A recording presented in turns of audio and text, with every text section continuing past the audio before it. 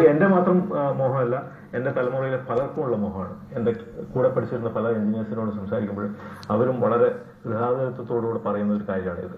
അതിലെ ആ നോവലിലെ ഓരോ വാക്കുകളും ഹൃദിസ്ഥമായിട്ടുള്ള ഒരുപാട് ഫ്രണ്ട്സ് എനിക്കുണ്ട്.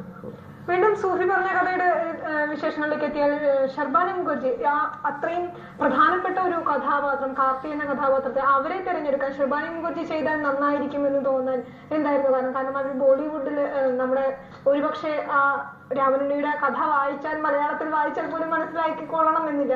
അത്തരത്തിൽ ഒരാളെ ആ കഥാപാത്രമായി തിരഞ്ഞെടുക്കാൻ എന്തായിരുന്നു?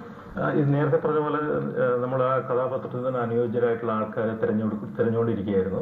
അപ്പോൾ നെക്സ്റ്റ് ഡോർ നെയ്ബർ അല്ല ഗേൾ എന്നുള്ള ആ ഇമേജ് ഉള്ള ഒരു പെൺകുട്ടി അല്ല. കുറച്ച് ഇതിലൊരു ദേവി ഭാവം അല്ലെങ്കിൽ മച്ചിലമ്മ തന്നെയാണോ ഈ കാർത്തി എന്ന് അതിശയിക്കുന്ന തരത്തിലാണ് കഥയിലുള്ള എഴുത്ത്.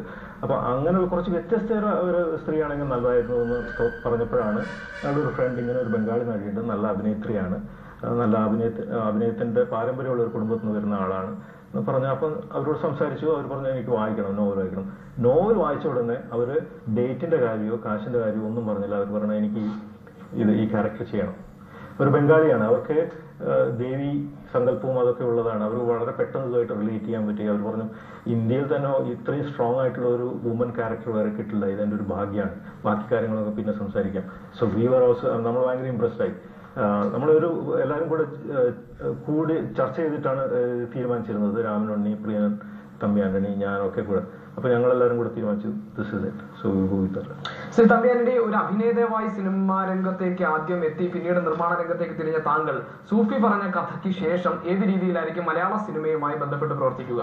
ഏത് വേഷത്തിലായിരിക്കും?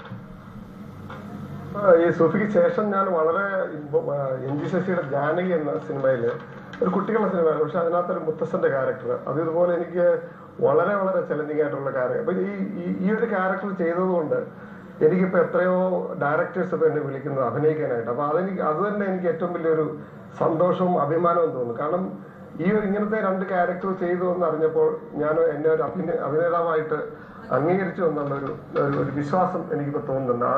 അപ്പൊ അങ്ങനത്തെ ഒരുപക്ഷെ ഒരു പുതിയ നടനെ ഞങ്ങൾ താങ്കളിലൂടെ പ്രതീക്ഷിക്കുന്നു മലയാള സിനിമയ്ക്ക്. വളരെയധികം നന്ദി ഈ ഗുഡ് ഈവനിംഗ് കേരളത്തിൽ പങ്കെടുത്തത്.